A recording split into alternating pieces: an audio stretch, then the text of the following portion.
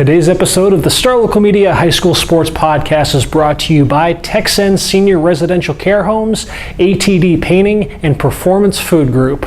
Texan Senior Residential Care Homes, senior care at its best with a family atmosphere. Obviously, if all seniors had the option, they would be living at home, but sometimes that isn't always possible. Well, guess what? That is where Texan Senior Residential Care Homes comes into the picture. Texan specializes in making its facilities as close to a home living experience as possible. I'm talking full living room, kitchen, dining room, cable TV, music, games, fireplace, you name it. Texan Senior Residential Care Homes has it. They've even got home cooked meals by experts. It's an extra throw-in. Not only that, there are no move-in fees, no visitation restrictions, so your loved ones are free to stop by and visit anytime they please. Texan Senior Residential Care Homes are located at I-635 and Marsh Lane in Dallas, right near Carrollton. For more info, you can call 469-400-7650. Texan Senior Residential Care Homes. And now, let's podcast. Welcome to another edition of the Star Local Media Sports Podcast. My name is Matt Welch. I'm the sports editor with Star Local Media, and I am being joined by Justin Thomas, Denton County sports editor, as well as Taylor Ragland, who does sports for the Plano Star Courier, Allen American, and Lake City Sun. And gentlemen, week one of the high school football season is in the books, so let's react. Overreact, underreact, however we want to react. We all got to see how the whole season's going to go now. We got to see, a couple games apiece last week, so we got at least a cursory look at the teams that we're going to be covering throughout the season. Like I said, it's just one game, so what we saw last week is by no means a wholesale, indictment on what to expect out of these teams for the entire season. But there's no fun in just saying that. So let's take a look at what we saw last week. Whether there are any trends that we saw from our games that we feel like might be more than just a one game sample size. Let's just react to what we saw in opening week. We were just watching on Twitter. We've got a lot of high school football left, but we might have already seen the catch of the year out of the Plano East LD Bell game. A one-handed catch the likes of which you just don't see at any level of football, pro, college, high school. Man, Jaelen Anderson had a highlight that went pretty viral with a 2-point conversion catch that he made in the corner of the end zone. Taylor, did you kind of realize in the moment you were at this game, did you realize in the moment just what the heck happened with that catch? Actually, not really, because it's almost funny watching him. It's not expected, I guess, to see catches like that, but you don't react in the moment. And I think I was, because they ran that play almost immediately after they scored. They scored and they lined up for the 2-point conversion and went almost immediately. So I think I was recording the touchdown stat or whatever, and I looked up right at the tail end, and I could see him in the back of the end zone with the ball, and I heard the explosion of people and just the oohing and aahing and everything. So I caught a bit of it, but going back and looking at the video, it was pretty ridiculous. And it's funny because that one overshadows another really good catch for a 2-point conversion he had in the back of the end zone. I don't know why they don't do that just every time, because they have trouble kicking the extra point, so they go for 2 more often than not. And if I were them, I would literally just line up and say, you could tell the defense, guess what? I'm throwing it to Jaelen Anderson in the back corner for 2.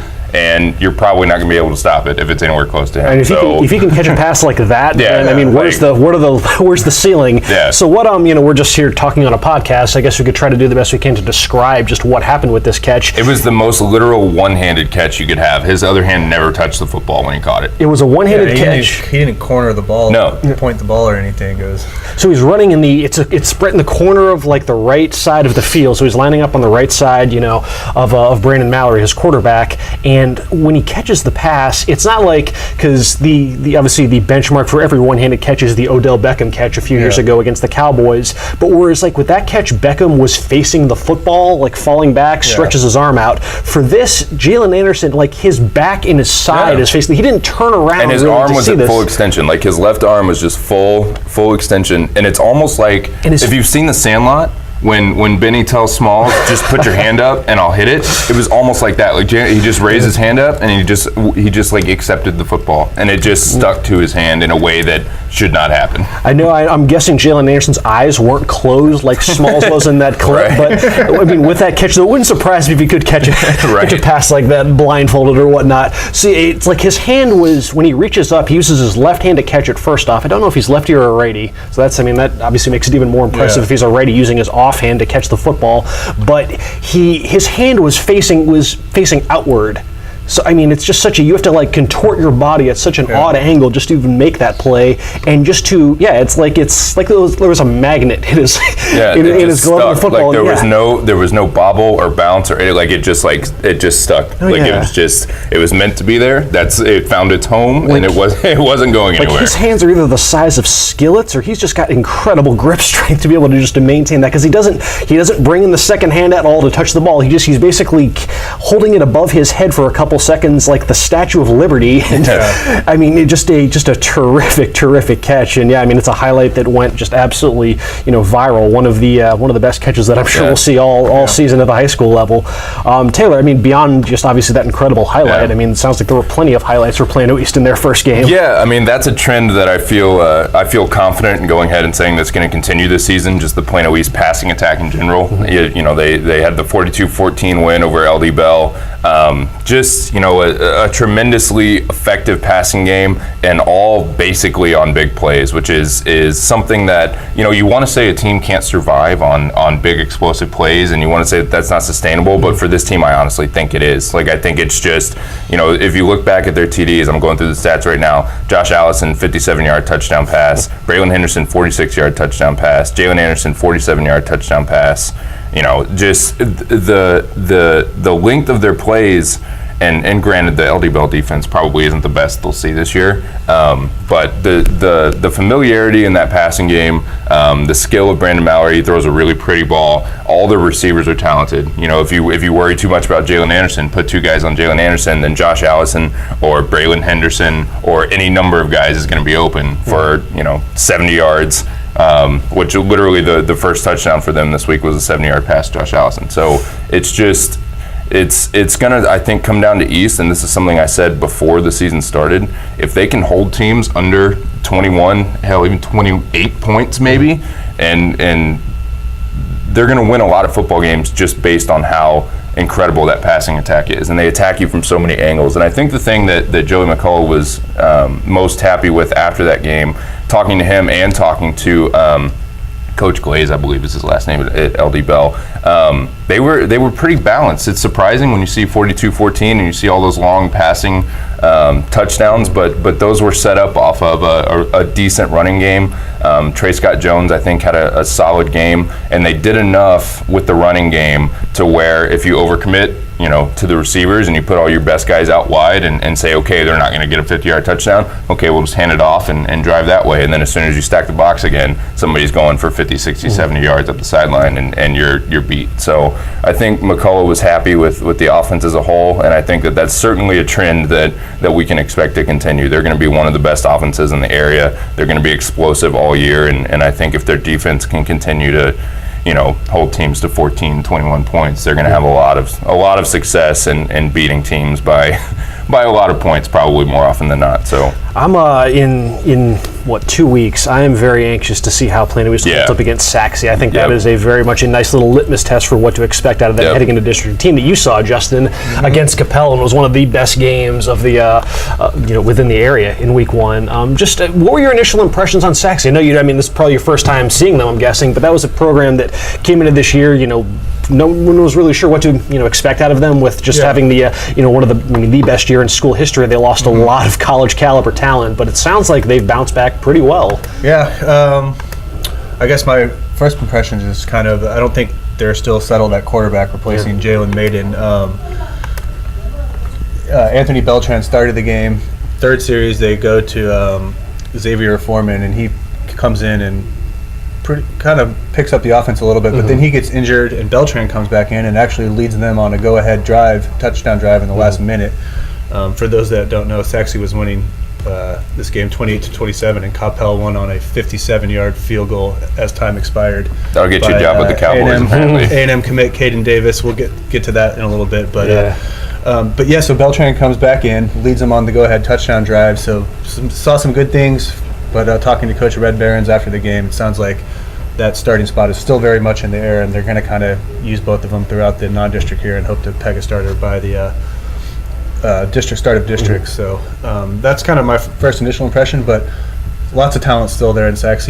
Playmakers on the defense. Mike Buchanan had a nice one-handed interception and then ran it 100 yards. He looks, he's not a defensive back, and he was moving. And then obviously their running game still looked pretty well. So plenty of playmakers still over there, but we'll see how that quarterback position kind of plays out for them over these next couple weeks. Obviously, Coppell had plenty to take away from that game as well. Just talk about the Cowboys. Well, yeah. One of the coolest moments I've had working here was that game-winning kick. Caden Davis missed an extra point. You hate to call a guy out, but we can't kind of beat around it. It's part of the story now. Missed an extra point in overtime in the third round of the playoffs last year to kind of contribute to this Coppell season ending there. So very first game, Sachse goes ahead with like 30 seconds left. Coppell kind of gets a good return from KJ Liggins, gets out to about the 40, and they kind of just nickel and dime their way to the Sachse 40. 1 second left, Liggins gets a catch, gets out of bounds. 1 second left at the 40-yard line, kind of wondering if they're going to try the game-winning field goal, 57-yarder. Sachse takes a timeout, and they run Caden Davis back out there, and he just bombs it. According to him, he thought he got under it a little bit, didn't even think he caught it fully, but he had enough. Probably could have been good for maybe 60. Wow. And then, so obviously the Coppell sideline goes crazy. Yeah. Coach Mike DeWitt kind of couldn't contain his emotions after the game. He was bawling a little bit, trying to get his words together, just feeling so good for this kid. It was just a real cool moment. So that was a lot of fun. A great way to start the season. Outside of that, plenty more. Coppell lost their 3-year starter, Brady McBride, their quarterback. So Drew Sterniglia gets the start over EH transfer Taj Gregory. Second play of the game, they get a long touchdown run. Then Sachse muffs the kickoff. So Coppell has knocking on the door again, and Sterniglia throws that pick six. So kind of worried his first pass, intercepted back the other way. But then he rallied around that, came back. I think he completed his next 9 completions. Wow. So really kind of settled down after that. Finished the game 20 of 25, 150 yards, touchdown. So pretty efficient, really kind of settled in. And then, first start ever. You're winning the whole game. All of a sudden, you're losing with 30 seconds left, and he comes right back and leads him 20 yards right into field goal range for that game winner. So pretty impressive. Coppell's offensive line looks completely legit. Ryan Hurts had 100 yards. He had some big holes to go through. So obviously, playmakers at the receivers. And the other thing that kind of jumped out to me is just the creative ways they're getting KJ Liggins and Jonathan McGill the ball. Okay. So those guys are going to have a lot of touches in addition to being studs on the defensive side. A team that you're going to see later on this week that I actually got to see in their season opener, Hebron. And it's, Hebron was able to avenge a run of 2 consecutive season opening losses to Plano, and this one in equally just crazy down to the wire fashion as last year. When they, when Hebron lost on a botched extra point. Well, it was Plano that had struggles on special teams on Thursday, and Hebron was able to capitalize and won 28-27. You're going to get to see Hebron, though, a different Hebron team than I saw, because while we spent this was the game of the week last week and certainly lived up to the billing. It was a terrific game. We spent all this time talking about what to make out of Carson Harris and how's he going to do his first start. What's Hebron going to? How much of a workload is he going to have? And then it turns out that he didn't play in the game. Afterwards, Coach Brazel declined comment on what exactly the reasoning was behind that. He did say that it was just a one-week thing and that Carson Harris is going to start against Arlington Martin on Friday. So you'll get to see kind of the real Hebron, so to speak, and kind of the Hebron that we're kind of expecting to see all season long. Against a very tough opponent, Westlake too. Martin's is no joke. It was you do kind of wonder though in games like that, because it sounds like based on not having Harris, they did have to kind of trick up the the play calling a little bit. They did a lot of direct snaps out of the backfield to Trajan Bridges, their stud wide receiver. So unlock potentially a nice little whether it's like a goal line package or something they can call upon just to kind of throw a different wrinkle into things, because we've all seen what a dynamic playmaker Trajan Bridges is when the ball's in his hands. So if you can just find he carried the ball 13 times against Plano. So if you can find a way to get the ball in your hands of your most dynamic playmaker more often, then it can only benefit you. Just a nice but also just a nice thing going forward for them, just knowing that what their backup quarterback Alex Haltom gave them, just the confidence that you take away knowing that you beat a team like Plano that has had your number in recent years, and you beat them with your backup quarterback. On Plano's end, that's a little bit. I'm not sure. I wonder if Plano knew in advance about the whole Carson Harris thing, because I'm guessing probably not. But because you wonder how much of an effect that might have had on just when you see Not like they had a bunch of tape on either guy. True, that is true. For anyway, but Because I guess the whole Trajan Bridges Wildcat package thing, did you see that at all last year? No, I didn't. I can pull up the stats from last year, but I don't recall him running. Because it sounded like a fairly new wrinkle into what they were throwing out. Yeah. So I mean, that'll catch a team by surprise. And they really had no answer for it. I mean, he averaged I want to say like 6.5 yards per carry. Yeah. In a very, very solid game. With Plano, I mean, they, Plano's running game was lights out. Kyron Cumby, averaging 17 yards per carry one game into the season. He had 240 yards on 14 carries. I mean, it's just crazy seeing a running back that once you give him just a sliver of daylight, and then once he finds that hole, he is gone. I mean, he had some long. I'm trying to remember what I said in the in my post game podcast. I want to say he had 6 runs of 22 yards or more. I mean, just impressive stuff from Kyron Cumby. One of the big developments, though, coming off that game, and this will kind of segue into, Real quick, going back, look, Bridges only had 2 carries last year. There you go. So it was brand new. Those were more end-around jet sweeps. Yeah, it was brand new then. Yeah. Nice little wrinkle, though. I mean, instead, if you just unlock something just kind of out of circumstance, because they wanted to find a different option for their running game, because Harris sounds like he's more of a he can run a bit more kind of like Clayton Tune did last year. So without having that that element, they wanted to just throw a different wrinkle into their run game. So it wasn't just Jaelen Lott, and it worked. One thing, though, coming out of that from Plano's side was that they had an injury at quarterback. Cole Winnett in the last play of the first half got took a rough hit going out of bounds, and he was sidelined for the entire second half.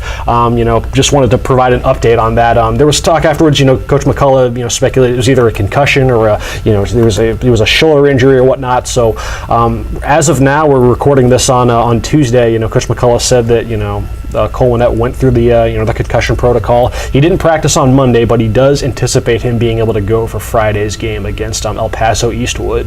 Did say it was a bit of a bruised shoulder and whatnot, but right now, we'll see if anything else comes up that might change that. But as of now, Winnett is on track to start against an out of area opponent. First ever matchup between Plano and El Paso Eastwood. For folks who want to get a look at a team that one of their their first ever regular season game against a Dallas area opponent, and they run a really, really fast up-tempo offense. They average around 80 snaps a game. Should be a much a nice little a much different opponent than Plano's accustomed to seeing on Friday nights. That was my Thursday game. On Friday, Allen does not look like a team that's playing its first game of the season. They looked just absolutely. How many minutes did we waste talking about how Allen might start the year slow? This might be a game that there's precedent, though. I know. And they just go out and look like world beaters. I feel like a dope talking about how Allen had come out of the gates a little bit slow on offense. At least defense is just they were their usual lights out self to start the year, but the offense, there's no slouch. No, that's not a bad football team. There's no getting around that they had averaged. I think what were the numbers, like 24 points and 280 yards of offense. This is a program that traditionally averages in the 40s and for points per game, and 300 to 400 yards per game. So Plano. Allen has started the year slow on offense the past 2 seasons. They did not start slow on offense against Horn. They were just outstanding. However, there was another injury-related note with them. Running back Andrew Henry making his debut for Allen. We talked a lot about him coming over from the Episcopal School of Dallas and just what that might inject into their backfield. He touched the ball just 5 times before getting injured early in the third quarter. Within those 5 touches, he had 92 total yards of offense, including a 39-yard touchdown run and a 21-yard touchdown run in the first half.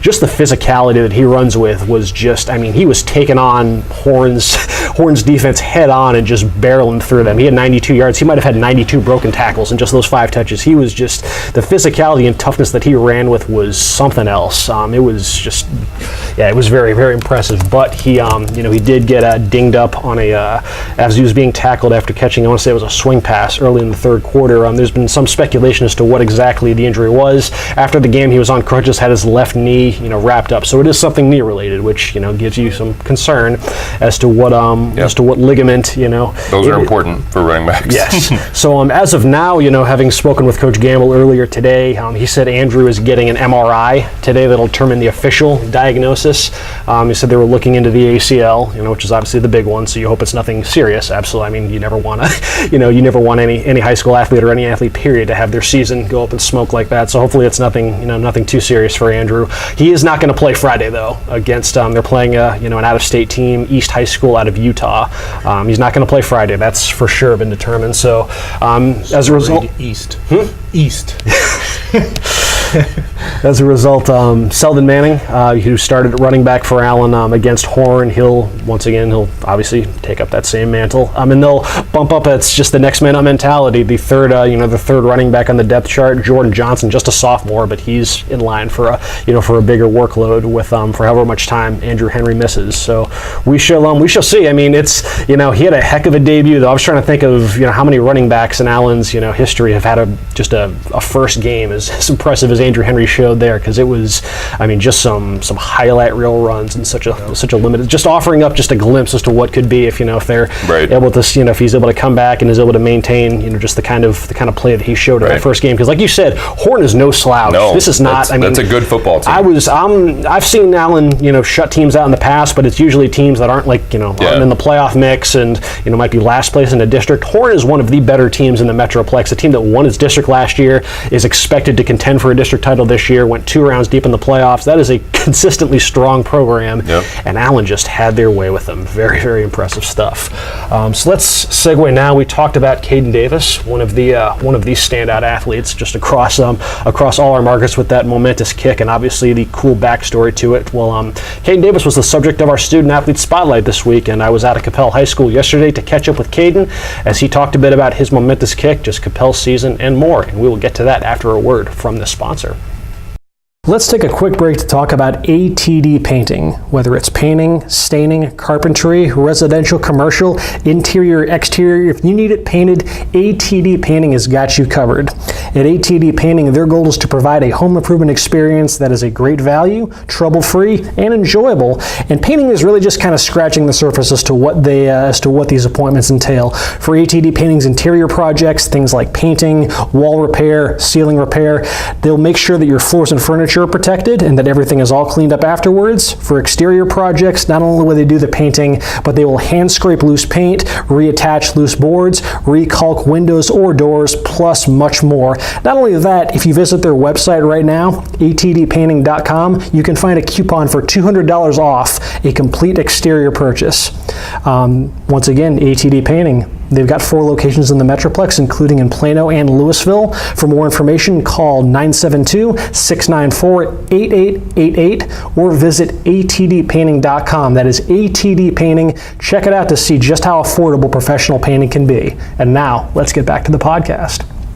This is Matt Welch with Star Local Media out of Coppell High School for a chat with Coppell kicker Caden Davis. Caden, who is fresh off a 57-yard game-winning field goal last week to lift Coppell to a season-opening victory against Sachse. Caden, first off, thanks for taking the time to join us. Congratulations on a pretty momentous kick for you last week. Thank you. So, you've had a few days to let it all, kind of sink in. Just talk a bit about what's the aftermath been like on the heels of one of the biggest kicks of your career. The past few days, I still feel like I'm about to wake up from a dream. Every kicker kind of dreams of an opportunity like that, and to be able to seize it and win the first game was a great feeling for the whole team. So just kind of taking me back to Friday, just as you're trotting onto the field, getting ready to line up for that kick, just kind of what's going through your mind? I was really just excited. I wasn't really nervous at all. I just knew it was a great opportunity to be able to redeem myself for last season and just help our whole team get a win. So everything from the snap to the hold to the kick itself, just kind of talk a bit about the execution of that play and just how did you kind of feel in the moment that it all went? Yeah, the snap and hold, couldn't have asked for anything better. It was perfect, and then just got the kick away and saw it go up, and we just waited from there. Did you know, how soon into the kick did you realize that it was going to have the distance to make it? I didn't know until I saw the people behind the field goal going crazy, because I got under a little bit and it was spinning fast against the wind, so I couldn't tell if it was going to be short or not, but had just enough. Now, is that your first ever game-winning field goal kick? Yes, it is. Is that the longest field goal that you've ever converted in a game? Yes, sir, it is. Now let's just for context's sake, without a defense or whatnot, if you're just going through warm-ups, just what kind of distance can you get on those kicks? If I'm kicking good, I can normally hit around 65, but that's on a good day. Okay. It was obviously not just an emotional moment for yourself, for the team and whatnot. Your head coach was also pretty overcome with emotion afterwards as well. What was your your first exchange with Coach DeWitt like after making that kick? It was pretty emotional for sure, because we both went through the same thing last season, and now we're going through this together, and it's definitely very emotional and a happy ending, or happy start for the season, I guess. You've mentioned last season, obviously. Just talk a bit about, thinking back to, last year's game against Cedar Ridge. Just how did you kind of work past that? Just what was it like having to kind of put that memory on the back burner? I really just used the outcome of that game as an opportunity, and just that was kind of what put me through all offseason, what I was thinking about, and just being given this opportunity in the first game back was really a blessing, and to be able to just take advantage of it, and all my hard work went to something for sure. Talk a bit about just your off season. What kind of work you put in to get ready for this season? Well, all off season we did our lifting and running, and then I just would normally kick about every other day, and that's kind of what I did during the off season. So you talked about the work that it took to put last season in the past. Just how much of a confidence boost do you take away from your first big opportunity of this season to come through the way that you did on Friday? I think it is a big confidence boost for sure. Going into the next couple games, I think the whole special teams or field goal unit as a whole will be confident, and just the offense having confidence that if we get on the other half of the field that we can score points. That kick went pretty viral on the internet. Social media blew up. There were a lot of national media outlets that were writing about it. Just what does that mean to you, just to see the kind of attention that play got? It's definitely exciting to see all that go on, but it's not the most important thing about what happened. I'm just glad that I could help our team win, and just And before I let you go, obviously this is your last year, kicking here at Coppell before you go off to do the same at Texas A&M. Just talk a bit about just what are you just kind of expectations that you've set for yourself this season, and just what you want to get out of your senior year. I really just want to be able to do the best I can and help my team win, and just really have a fun last year with all of my good friends. Awesome, Caden. Well, hey, I appreciate you for taking the time to chat with us. Sure. Coppell continues their season later on this week on Friday against LD Bell. Caden will be out there kicking. So, Caden, appreciate you for taking the time to chat, and that'll just about do it. Thank you. Back to y'all. Thanks again to Caden Davis for taking the time to chat for our Student Athlete Spotlight. So in the meantime, we have subbed in Brian Murphy, who's here to talk about some of the schools in his neck of the woods. Brian, who does sports for our Frisco, Little and Celina papers. Brian, you began your day with a fairly lopsided game, whether it was watching what Celina did to Memorial or just whatever else happened in the neck of your woods, man. Just what were some initial reactions from what you saw in week one? Well, it was kind of expected. There wasn't the only blowout that we saw. We'll get to some of those a little later. I kind of wish I would have, checked out Little against Justin Northwest. That one went into double overtime. We'll talk a little bit about that here in a little bit. But yeah, Celina against Memorial. Poor Warriors. They opened up their first ever varsity game ever. They're nowhere to go but up. They opened their doors, this month or August, last month. For the first time ever. Pulling kids in from Heritage, Wakeland, Lone Star. Never had a football program before this past spring, and then they got to play Celina.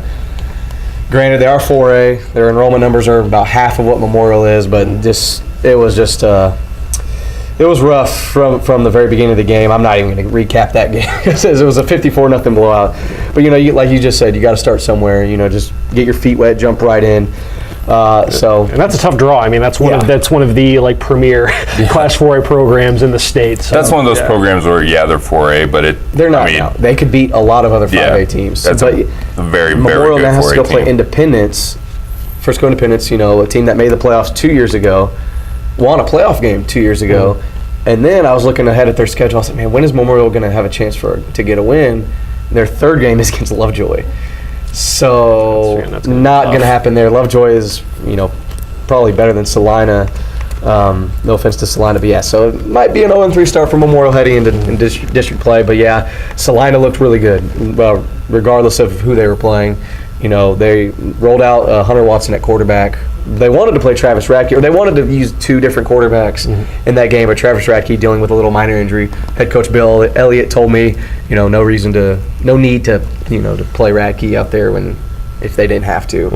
And so the game was never in doubt. Logan Point Celina's running back. He's a monster. He's only a junior. Took over the starting role midway through the year last year, and he's just a beast. Had 3 touchdowns in this game, and he's going to be a problem for the rest of 4A as the season comes along. But another team that's starting off their first ever varsity football, Lebanon Trail, they get their first win to start the year, to start their inaugural season. They beat Fort Worth Southwest 28-14. Not quite the opponent that Celina is, but still something to hang your hat on. Start. You got to start somewhere. Oh Absolutely. yeah, and then you get a win for your very first varsity game. Granted, they were 8-3 in JV last year, so Lebanon Trail, they are a bit of an established program, not on the varsity level, but in the with the underclassmen and whatnot in the previous 2 years. But they look good in their season opener as well. So 1-0 is 1-0, man. 1-0 is 1-0. Frisco Reedy. This is the weird thing about week 1, because you have to take all of these, there's no level playing field in just who these teams are playing, so it's tough to really extrapolate a ton because the context is different in every game. So you're not really sure if when you see some score that might jump off the page, how much of it is one team and how much of it is another team, because again, it's a 1-game sample size. It's ultimately tough to draw too much, but holy crap, Reedy looked impressive against Plano West. Now I know what it is, but I don't really know much besides about Plano West besides the 0-10 year last year. And they got beat up on in 6-6A last year for obvious reasons. But what do y'all think it was? Do y'all think it was more Plano West, just still in that rebuilding stage, or was it you think Reedy? I think because did you get to see Reedy play last year? I think I did not. Okay, I thought you had. No. Yes, but. What do y'all think it is? A combination of the two? I think as always, it's a little bit of column A, a little bit of column B. I mean, I think Reedy's a really, really good 5A program. I think they're going to have a lot of success this year. I think they're established. I mean, when you have a guy like Josh Foskey, it doesn't matter what level you're at. If you have a quarterback that has done this for years, knows your system, knows your personnel, it's the optimal way to start a high school football season is to be established and have that kind of personnel. And West is kind of the opposite of that right now. They had a 3-way competition for quarterback heading into the season. It looks like from the stats that Danny Davis got the start. Will Cannon played a little bit too. Greg Drawn saw no action. I think battling a little bit of an injury or potentially something else. But just it's like I said, it's a little bit of both. I think Reedy's just a really good program. I think West is still trying to find its feet in a major way. I think the West offense is trying to figure out its identity. I think they had a whopping 18 rushing yards on 20 some odd carries. So I mean that's not a good way to be competitive in a football game. And when you're trying to break in a new quarterback and kind of lean on the passing game, if you don't have that running game to balance it out, then you're not going to go anywhere, and I think that's what happened. So West was actually winning this game at one point. Yeah. They got a big touchdown early on from Danny Davis to Cole Carter for 74 yards to put them up 7-6 on Reedy. They were 1-point lead. They were down 41-7 at the half. Yeah. I mean, we all picked Frisco Reedy to win on the picket line, but I'll admit, I did not expect it to be just an absolute rout like that. Yep, I hovered between, we pick margins for some of our teams for our previews and whatnot, and I think I had Reedy by 7. I flirted with Reedy by 14, but I did not expect this amount of beatdown that it ended up being. I wasn't expecting a beatdown, but I knew it wasn't going to be a one-score game. Yeah. I think it's more of Reedy's that good. Yeah. I think that's what it really is. I think Reedy's going to win that district. I know when we did our district previews, I think they're going to be better than Lovejoy and Lake Dallas. And when you got, like you mentioned, Josh Foskey, 3rd-year starter at quarterback, he's probably the best athlete, one of the best athletes at the school, male athletes there with Nolan Matthews and whatnot. He's a starter on the baseball team. He's just a stud athlete. Great kid, smart kid, great leader of that football team. Coach Chad Cole has just so many great things to say about him. I wouldn't be surprised if Reedy makes a deep playoff run this year. So this isn't a fluke. I don't think it was just because Plano West is really bad, or some people might say they're really bad. I don't know. I don't know much about Plano West to begin with, but I think it's more the Lions just being that good. I think West has athletes, and I think that it's a case of not knowing what to expect early on, not being settled in at the quarterback position, and just in general, I think finding their footing. I think that it's tough to start a season with that much uncertainty, and plugging a new guy in and going from there. Especially, I mean, Reedy's a 5A team, but that's no slouch for an opener. I mean, that's a really good 5A team. So it's not expected, I guess, but it's tough to start a season that way when you don't know what you have. Just to show that enrollment is not the end-all, be-all, I would be fascinated to know what the disparity is between Plano West, the second largest high school in Texas, and Reedy, a 5A. They're a 5A. They're a Division II 5A. They're a tiny 5A. I think there's somewhere between 1,800 and 1,900 students at Reedy. Yeah, enrollment and everything. And what's interesting is they played this game at Clark Stadium in Plano. They didn't play this at the Star, where Plano West is like, oh my gosh, the jitters, or even Toyota Stadium, big stadium. We're not used to this. Reedy's played there quite a bit. They played right in Plano West's backyard at Clark Stadium, so they had the home field advantage, and it didn't help Plano West at all. There were a few other, we talked about, the district title race in 7-5A Division II between, I think it might be the best. Dallas and Lovejoy, sure. And all three of those teams really began the year on an emphatic note. If you're going to, all three have high expectations for this season, so they all started off with blowout victories. And Denison and Princeton, I think they got big blowout wins too. Did they? I think I saw that too. So you had five, the top five teams. I believe they went 5 and 6-3 maybe. That's a 9-team district, isn't it? Yeah. So Lake Dallas was able to get an 18-point win over a Denton school that they had lost to, the last couple of years. On the road. Game it was 46-28, and the game wasn't even that close. Denton got some mop-up points there in the fourth quarter. Lake Dallas's offense looked as advertised, with Ryan Depperschmidt just going bonkers. His usual, well-rounded game at the quarterback position. You got to see Lovejoy do its thing against Frisco Heritage, and Lovejoy might have a pretty nice little piece at running back. Yeah. Absolutely. Well, Lovejoy has a couple pieces on offense and defense, but I think that you and I are probably going to go back and forth in this district and who we think is going to win, because Reedy looked great, but like we said, Lake Dallas and Lovejoy also looked great. Against Frisco Heritage, Lovejoy had 492 total yards, 311 yards on the ground. Jahi Rainey, their running back, went for 281 and 3 touchdowns on the ground, and it was efficient. I think Lovejoy is a team that is very business-like. They're not going to blow you out with huge 70-yard passing plays. They're not going to do anything super flashy, but they have third-year starter Carson Collins back there, who's very mature, very good at running that offense. They have good pieces at receiver. Jacob Terwilliger is a nice piece out of receiver, and a couple other guys. Jahi Rainey coming out of the backfield. And then when they hand the ball to Rainey, he's not a Kyron Cumbie type. He's not a, hit the hole and explode and just blazing speed. He likes to mix it up, and he's physical, and he's just kind of one of those guys that, he had 25 carries for 281. So he got 11 yards, per carry, and a lot of those were tough yards.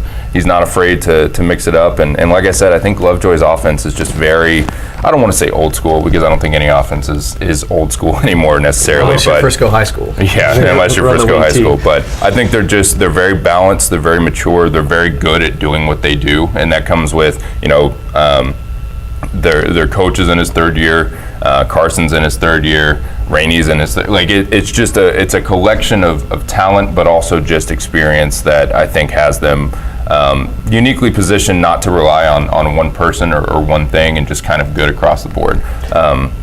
So they looked as advertised, and obviously it was kind of another case of they beat Heritage 42-26. It was not quite even that close. A lot of those were in garbage time and whatnot, but yeah. What was your takeaway from Heritage? They look pretty good, actually. I mean, I think Lovejoy is just a more talented team and better, and Heritage has a lot of moving parts early. Jason Falkenberry, his first year coming in. Kenneth Gilchrist, his first year as head coach. So a lot of learning. They were missing their leading rusher. I remember his first name's Khalil. I can't remember. Harris? Yeah, they were missing him. He's hurt. So Cameron Rose had to start at quarterback. Had a respectable game. 17 carries for 114, 2 scores. Yeah, he played a lot last year. That's totally respectable. I think Falkenberry, he was 22 for 36 for 237 and a score. I mean, it wasn't that Heritage's offense was bad. It was a little sloppy in places, just kind of getting used to the scheme, getting used to the new quarterback, and obviously going up against Lovejoy. I mean, that's just a really good program this year, and a program that I think could have, like you think about Reedy, could have a pretty deep playoff run. But as far as Heritage goes, they're dual in the backfield, even with Rose. looked respectable, totally fine. It's tough to evaluate their defense when you give up 281 yards on the ground to one guy. But it's kind of like we talked about with West and Reedy. Is that column A of Jahi Rainey just being a freak, or is that column B of Heritage's defense being soft up the middle? It's tough to evaluate in one game, but I think overall the Heritage will certainly be competitive, and they have the non-district games and stuff to kind of get their feet set and get what they want accomplished and before district starts. I think that they'll be competitive. I don't know if they're a postseason team or whatnot in their district, but I think they're competitive, and I was not surprised, but they had a better game than I think some people probably expected them to have against Lovejoy. The Colony had they got a big win themselves. They beat North Crowley 62-49. This was a game that did not go the Colony's favor last year. They had a rough time against Crowley. What stuck out about this game is we had one of the most just impressive individual statistical performances of the week. I mean, I shouldn't say just one, because both of their running backs, Jaden Abdallah and Miles Price, they were both very impressive. Abdallah had 208 rushing yards and 3 touchdowns. Miles Price, though, get this, 323 total yards of offense and 6 touchdowns. That rushing duo is going to be a problem. Yeah. In 5-5A. I know a lot of teams are worried. A lot of coaching staffs in Frisco are worried about that rushing duo. I mean, it's the Colony. You know that they're going to have a strong run game every year. And this, with Price and Abdallah, it is just typical old the Colony. Yeah, Price had showcasing his versatility. He had 2 rushing touchdowns, 3 receiving touchdowns, and a kickoff return touchdown of, I want to say, 90 yards. So a very impressive note for the Cougars. It's one of those teams that could very well vie for that district title out in 5-5A Division I. Brian, was there anything else in your neck of the woods? Well, another team, that's fighting for a potential district title or a top spot in the playoff picture in 5-5A is Little Elm. Yeah. And you mentioned monster performances. Brandon Crossley, who just officially committed to SMU a couple weeks ago, he had a monster performance of his own. He had a punt return for a touchdown. He had an interception, and he caught a touchdown on offense. And I talked to Coach Brown earlier today.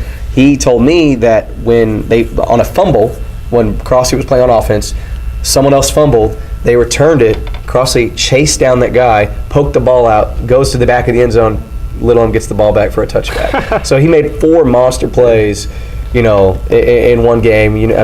Now you got to think, okay, a lot of teams might not be throwing to him as much now. They have some film, but even though you should already know who Brandon Crossley is, but he had a monster performance in a double overtime loss to Justin Northwest, who is a really, really good team in 5A. Little Elm had this game. They were up late, or they actually had to climb back into this game, I should say. They fell behind early, 14-0, and then slow starts is something that they can't do, especially against a team like Northwest, especially when they get playing the Lone Star and the Colony and Wakeland and stuff like that. But I'm mad at myself that I didn't make it out to this game, a double overtime game to start the year. Always is fun. We've already talked 6A, but we'd be remiss to not mention Prosper making its 6A debut and doing so in very, very impressive fashion. Prosper had no trouble against Naaman Forest, a game that was played on Saturday out at the new McKinney ISD Stadium.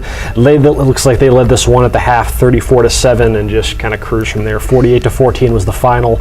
We talked about during our preview podcast. Unfortunately, you weren't here for this, Brian, but I was discussing the year of Keegan Shoemaker and just how big that's going to be for Prosper when you look at just kind of how up and down his junior season was. He closed the year, though, on such a strong note that if that was the version of Keegan Shoemaker that Prosper was going to get this season, that it could mean a very successful debut into 6A for the Eagles. And sure enough, you look at his numbers: 10 of 12, 83% completion percentage, 208 yards, 2 touchdowns. It doesn't get much more, much better than that against a team like Naaman Forest, which should be one of the better teams, I would say, in 10-6A. But a team that I think the expectation going in was that if Prosper is what a lot of preseason pundits have kind of expected, where that is a team that could finish as high as 3rd place, 2nd place in the district if things go well for them, then you should take care of business against Naaman Forest. And sure enough, they did just that.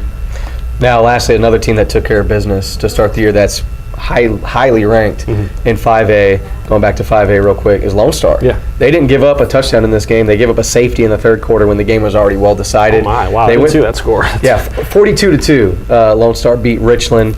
They went through a couple quarterbacks. Coach Rayburn told me, a week before the season started, they were on a quarterback carousel also with Julian Larry, who started every game at cornerback last year, and Grant Hardy, who started at JV as the JV quarterback last year. They both threw a touchdown. They both saw playing time. Larry played much more, significantly more. He was 11 for 16, 133 yards, 2 touchdowns. No turnovers in this game for Lone Star. Their defense looked dominant as it has been in the last few years, despite graduating, Noah Veltzer and Nick Bolton, 2 guys that are playing big-time college football right now. But this Lone Star team, they look like they are still the real deal, even without the 2 guys I just mentioned, and MJ Rivers and Curry Bennett. All of those guys, they look like they're just plugging in the pieces, right where they need to be, to be a top 5 state-ranked team. Alrighty, that's a good look at some initial takeaways from classes 6A and 5A. Sorry we couldn't get to every school that we cover. Well, it's a long season. We'll touch on everybody at some point. So that'll do it for this edition of the Star Local Media Sports Podcast. Brian, Taylor, Justin, appreciate y'all for tagging along. We'll be back on Thursday to discuss our game of the week, plus some other marquee matchups on the docket for week 2. Folks, you enjoy the rest of your week. We'll talk to y'all later. Thanks for checking out this edition of the Star Local Media High School Sports Podcast, brought to you by Performance Food Group. Performance Food Group delivers more than 150,000 food and related products to customers all across the country. If you want to get in on that process, PFG just might have a spot for you. Their McKinney office is currently hiring. Job openings include Class A CDL drivers and warehouse order selectors, as well as many other entry and part-time positions. An ideal choice for college students or people just wanting to find new careers in general. For more information, you can visit their website at pfgc.com/careers for more job openings. If you prefer to contact them by phone, you can call at 214-491-3130 for more details. Once again, that is Performance Food Group, located in McKinney at 500 Metro Park Drive.